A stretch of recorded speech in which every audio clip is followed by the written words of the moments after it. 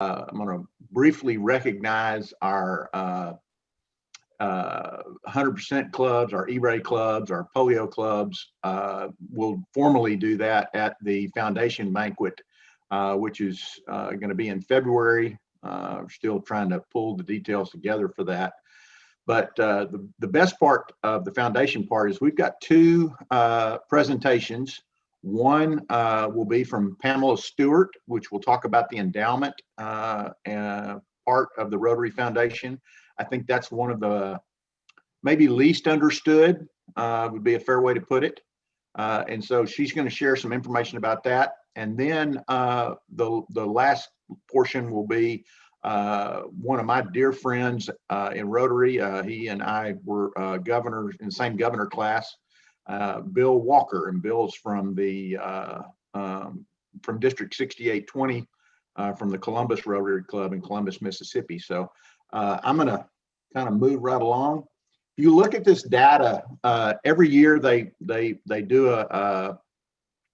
they tally all the districts in each zone, and they recognize them. And so we had an awards assembly, I believe it was October 20th, and immediate past district governor Jim Finstrom was recognized for the good work that our district did. Certainly want to thank Jim for his leadership. Would also like to acknowledge Tom DeWitt as our foundation fundraising chair, and then Shirley Griffin as our polio chair, and certainly all the folks that served as club presidents in 2019 and 2020. You deserve a big pat on the back, as well as your club foundation chairs. But if you'll look at this data, you'll see here for annual fund, for the total amount giving out of 17 districts, we were in 5th place. And you say, okay, that's pretty good, but that is a total, and you have to realize, and you probably do realize, districts are not all the same size. You know, we have between 15 and 1,600 members. You know, they're the largest district in our zone has right at 4,000. The smallest has about 1,250. So you can kind of see that. The one that really, or actually two that stand out, when you look at it from a per capita basis, we were first.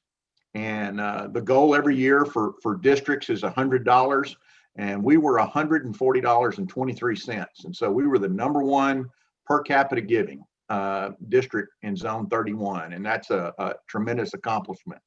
Also alongside of that, we were the #1 district in giving to Polio Plus. Our district gave $100,295. I think the next nearest one was 64,000 and something. So we had a significant lead there. And I must add to that, they ask every district to give 20% of their DDF, and we did that. But then, as you heard Director Floyd talk about the desire to get the 50 million so that you get the Bill and Melinda Gates match, that was pretty much in peril in June of this year because of COVID. And so there was a big appeal to districts to give some more DDF, and with Jim's blessing, our district gave an additional $35,000. So all told, we gave right about $50,000 in DDF on top of the monies that our members gave and our clubs gave. And then finally, total giving, which encompasses annual fund, Polio Plus, and endowment. You can see that total there, and we were 5th overall. So kudos to everyone, every member in our district. It was a great job, and certainly nice to be recognized. Every Rotarian every year measures how many clubs had folks that gave at least $25, and you can see those clubs listed here. And we will acknowledge those clubs at our foundation banquet. We just now received the banners, and we'll get those distributed then and celebrate that a little more. 100% giving clubs that had every member in their club give, and you can see those again. Many are the same ones, but a good number there. And then this one is our End Polio Now countdown. These are the clubs that gave at least $25 per capita to End Polio Now. And so Again, strong recognition from our district, because without the generosity of the Rotarians here, we would not have led the zone in giving to polio. So that's all. I'll work through that so that you can hear from our speakers. First one is Pamela Stewart. Most of you are familiar with Pamela. She has been at several of our district assemblies. She is the past district governor from 6190. You say, what does that mean? Well, that's over in northern Louisiana. She lives over in the Ruston area and is a member of the Lincoln Rotary Club. And her job for the zone is she is the endowment and major gifts advisor. And so she is certainly very knowledgeable in the endowment. And I'm pleased that she was able to put together a presentation. And so we actually taped this. And so with a little bit of magic, I'm going to try and play it for you. So if you'll be patient, we'll see. To join you today. As you see here, Arch Clump stated in 1928 that we are determined that the endowment fund shall not be unpopular, and that we truly believe that when each and every individual Rotarian understands this matter thoroughly and correctly, there will be few, if any, who do not participate, even though the sum may be extremely modest in amount. It is important to know our history and our pillars, which provide leadership and protection and allow us to do good in the world. In 1917, Arch Clump proposed setting up an endowment for the purpose of doing good in the world. Then in 1927, Rotary leaders began showing greater interest in the endowment, and the following year, convention delegates formally changed its name to the Rotary Foundation. They also agreed to enlarge its scope and establish a 5-member board of trustees. The Rotary president appointed the first trustees and named Arch Clump the trustee chair. He served as chair for 7 years, educating Rotarians about the foundation and encouraging them to contribute. Although Arch believed strongly in the need for the foundation, he emphasized that all contributions should be voluntary. He did not want Rotarians to view the foundation as a tax or assessment on clubs or members. Today, the foundation has 15 trustees who manage the foundation's business. They are nominated by the Rotary International president-elect and elected by the Rotary International Board of Directors to serve 4-year terms. The trustees elect a chair each year. Today, the foundation has 3 funds, including Polio Plus, the annual fund, and the endowment fund. Think of it this way. Your gifts to the Rotary's annual fund are helping people today. Think about all of the good work you've already done with your club and district and what projects you reflect on with pride. How will you transform communities locally and globally over the next century and beyond? The world is already a better place because of your club and your district and your annual gifts. But what if you had unlimited time and resources? Arch Clump put it best when he said, Rotary's tomorrow depends on what we do today. Getting a gift to the endowment will help people by supporting your favorite causes forever through your Rotary legacy.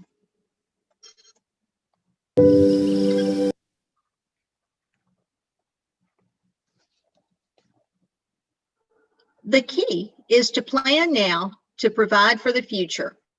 And there are 2 ways of building a Rotary legacy. Don't think of them as mutually exclusive. Typically, gifts to the endowment take the form of a commitment, such as a provision in a person's will or other estate plan that names the Rotary Foundation endowment as beneficiary. Committing a fixed amount, a percentage of your assets, or even a particular asset in an estate plan can put your resources to use after you no longer need them. By notifying Rotary of this commitment now, You can receive special recognition and help personalizing your legacy to fit your goals. In many countries, there are also tax advantages to this approach. On average, there are 2 gifts from individuals who have not notified the Rotary Foundation to every gift for which notice has been received. Isn't that fabulous? You can also create a strong legacy by making an outright gift to the endowment during your lifetime. This strategy gives you a glimpse of your legacy's future impact. You can see the value of your gift grow over time and watch as it improves communities. Either way, your legacy is Rotary's promise. Here are some other easy ways to start building your Rotary legacy today. Many of these gift options offer unique financial advantages that make them powerful tools as you strategize your plans for the future. Every person here today has a Rotary legacy, and I hope each of you leave here today with a few new ideas about how you can enhance your personal impact. Gifts to Rotary's endowment are invested and professionally managed to provide an ongoing stream of income that supports Rotary's local and global philanthropic work. This enables your legacy to automatically provide support to your favorite Rotary programs every year, just like your gifts to the annual fund, and the amount of support will grow from year to year. With a 100-year record of growth and impact, the Rotary Foundation is an organization you can trust to properly nurture your legacy so that it provides support for programs every year while still fostering continued growth over time. This ensures that future generations of Rotarians have the resources they need to design achievable, sustainable projects that fulfill your philanthropic goals.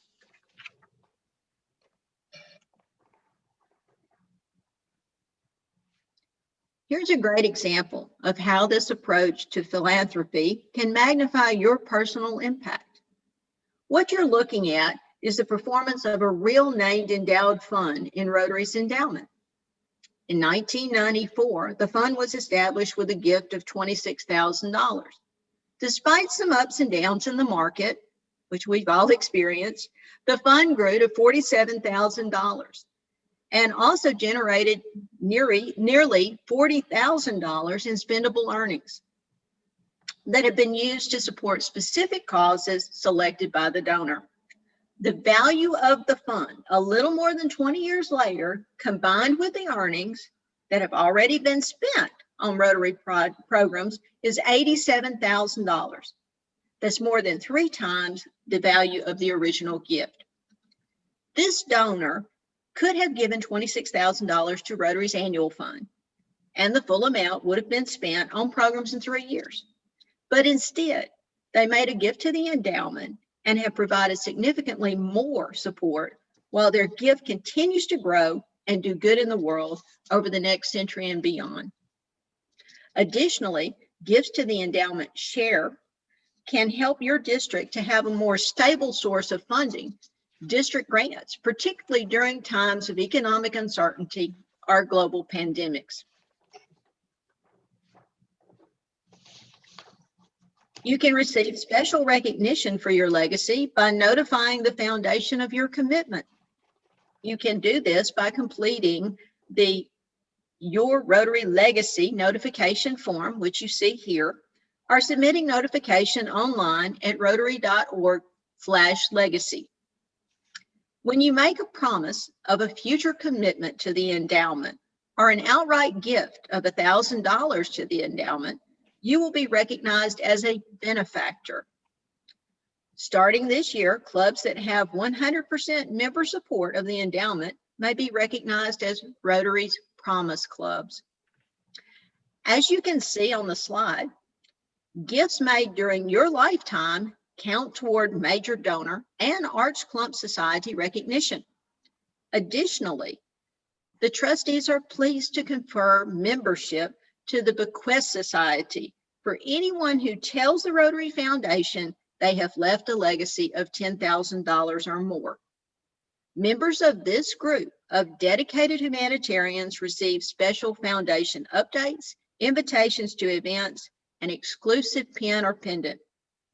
Starting July 1, these donors will also receive a special limited edition token of appreciation. Rotarians who invest in the foundation's future retain their membership regardless of fluctuations in their financial portfolios or other assets. We also have a new donor recognition society for individuals and couples who substantiate a gift to the foundation of $1 million or more, the Legacy Society.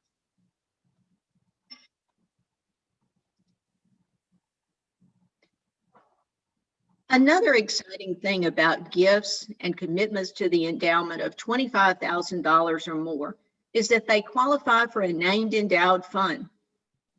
Your fund will bear your name or that of a loved one and carry on your Rotary legacy with special reporting available to your family and district, reminding them of your generosity for generations to come and encouraging others to participate in projects and to contribute toward building their own Rotary legacy. Some of the most successful named endowed funds were established with outright gifts and then supplemented by a bequest after the donor's lifetime. If you know now that you'd like to establish a named fund and you already know exactly what you want to call it, why not consider pledging $25,000 or more in outright gifts over a 3-year period?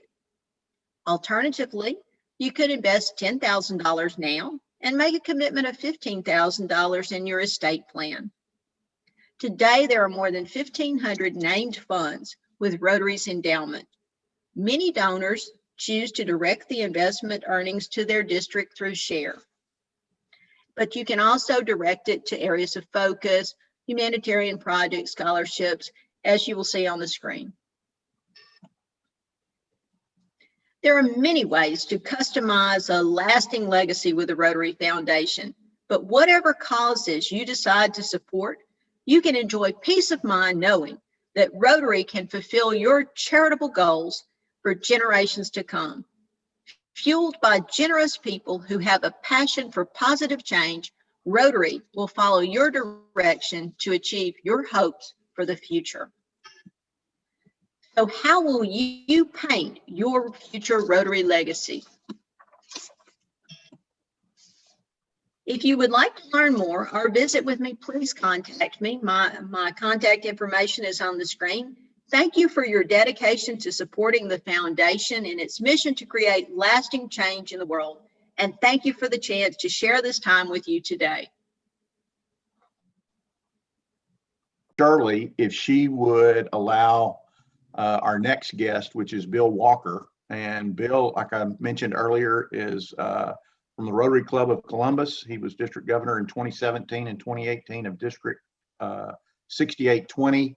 He serves as his own assistant public image chair, and he is going to share with our attendees today about the service project that he led down in Guadalajara, Mexico, in conjunction with Heart to Heart. And so Shirley, if you can help me and get that so that he has the screen, I'd be very grateful. Okay, Bill, you should be unmuted and you have to just click on the shared screen. I think Lucy's doing that. There you go. Yeah. Great. So let's wait until she gets pulled up there. So, all right. So as Ted said, my name is Bill Walker, and I appreciate y'all letting me speak to y'all today. I'm here to talk about our district service trip to Mexico and why I wanted to do one. So as you can see, next slide. All right, so my wife and I took our 3 kids to Kenya 4 times on mission trips. And I knew from this experience how much it changed our family and made us much more aware and supportive of the work that was being done and of the needs of the people. And now that our kids are grown, these experiences still have had a lasting impact on all of us. I felt like our district needed something like this to help our members get excited about the work of Rotary, and I wanted to expose them to the needs of the people in other countries and to show them how money that they contributed to the Rotary Foundation is used to help people. Because international work is a completely different environment than projects here in the States. I also found that most people have never been on a mission or service trip and will not go on one on their own. So what results was I hoping to get? Increased knowledge of Rotary and the Rotary Foundation, meet and become friends with Rotarians from another country, expose our members to a third world type environment, and then for people that go on the service trip to come back excited about what can be done through Rotary and to get their club excited and to recruit more people to go on the next trip. All right, next slide. All right, I knew that to begin a project like this, we couldn't go somewhere too far away because of travel time and cost. So my district governor-elect year, I went with Heart to Heart on their annual November pilgrimage tour to Mexico City. I talked with now District Governor Ron Apoon about my plans, and he encouraged me to go. And I had in my mind that Mexico really wasn't going to provide the third world type of experience that I was looking for. However, it was close by and relatively inexpensive. So on the trip, I was surprised to see that many of the rural areas were very similar to Africa, and the governments were also similar in that they provide little to no assistance to the poor. The Heart to Heart Pilgrimage Tour is set up to showcase global grants in District 4170, and they're looking for partners in global grant money. They're not really set up for a service trip, but that was okay because I was on a mission to plan and go on a service trip my year as district governor in 2017-18. So I talked with Ron Apoon about it, and he actually wanted to expand Heart to Heart into the Guadalajara area, and past District Governor Dave Bixler knew a Rotarian there who was also an active Rotarian. He spoke English and was a member of a small but very active Rotary Club. The planning and communication involved, I found that was very important to have one person you communicate with, preferably your host contact. This will help to keep the confusion down. Plus, there's so much planning involved, it would run this person crazy if they had 10 different people emailing and asking questions. When we're planning a trip, I'm constantly emailing and now Zooming with my host several times a week. And even with this constant communication and planning, we still end up having times on the trip where we have a breakdown in translation, even though we thought that everything was completely understood. So you have to be flexible because of cultural differences. Next slide. Let me say that if I'm leading a trip, it's going to be well planned and organized, because being very sensitive not to waste anyone's time or money. So I go on a planning trip 6 to 8 months ahead of time. I try to visit every place that we're going, know what the projects are, where there will be, the logistics to travel there, supplies needed, etc. I personally would not do a service trip without having a planning trip. We take plenty of notes and photos for future reference. I think it's a must to have somebody on your service trip team that has a heart for service and is able to travel once for the planning trip and then again for the service trip. On our first trip, we had 12 people go. We opened it up to folks outside our district and had a retired doctor and nurse come with us to do medical. On our second trip, we had 24 people from 5 different districts, 6 medical related people, and the zone director, plus some non-Rotarians. With the expansion of the medical people, we ended up doing a medical clinic, vision clinic, dental, along with a group doing service work.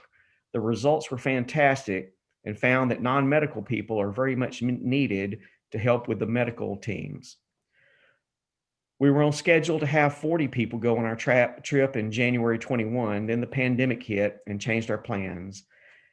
At this point, hopefully we're looking at some maybe going in June of 21, but that's to be seen.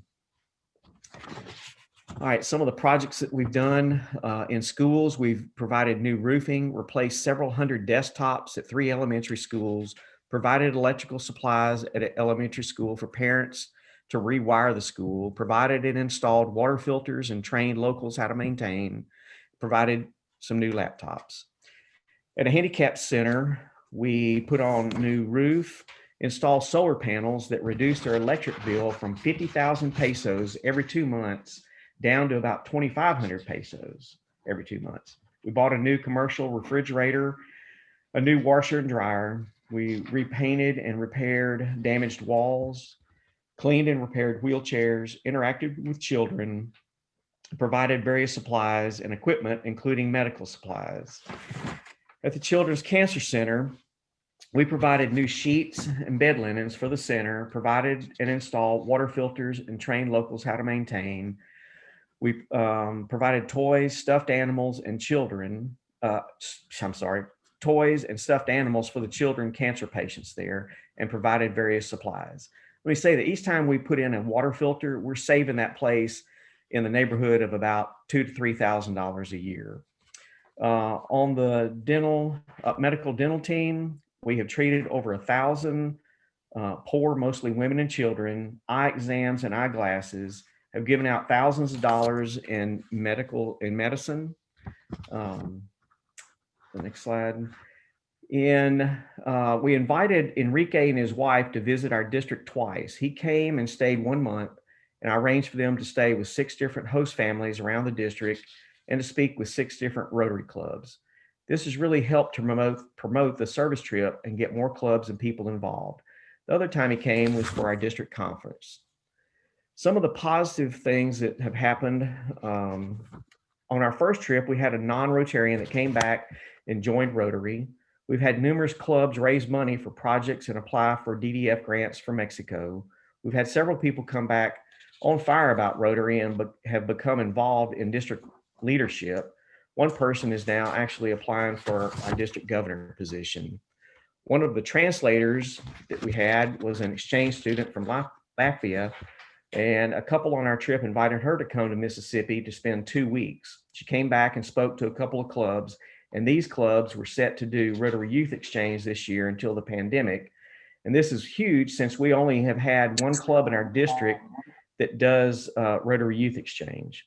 One of our clubs did a district grant and purchased some portable dental equipment that's now used each time we go. And one of the local dentists uses this equipment once a month, going into the poor rural villages to give free dental care. Our district is now looking at doing a friendship exchange with several couples from our host club. And this sort of thing wasn't even discussed before we started doing the service trip. Our district has had a social at the Rotary Convention in Hamburg with members from the Guatemala club.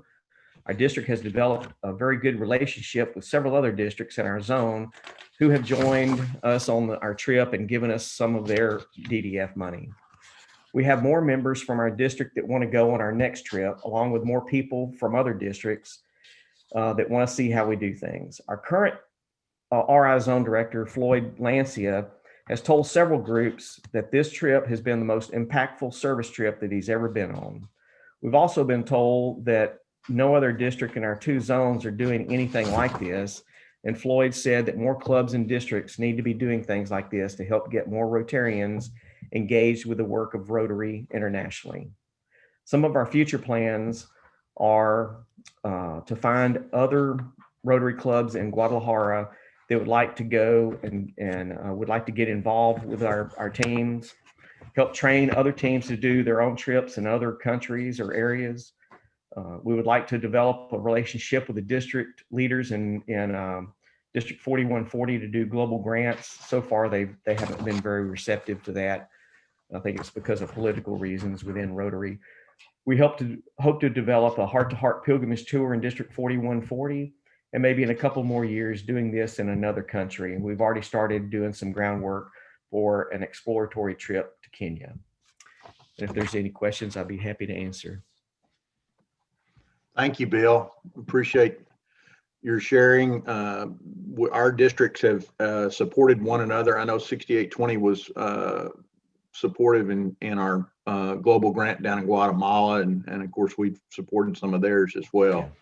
Do I have any questions from anyone? You want to put them in the chat or unmute yourself? Anybody?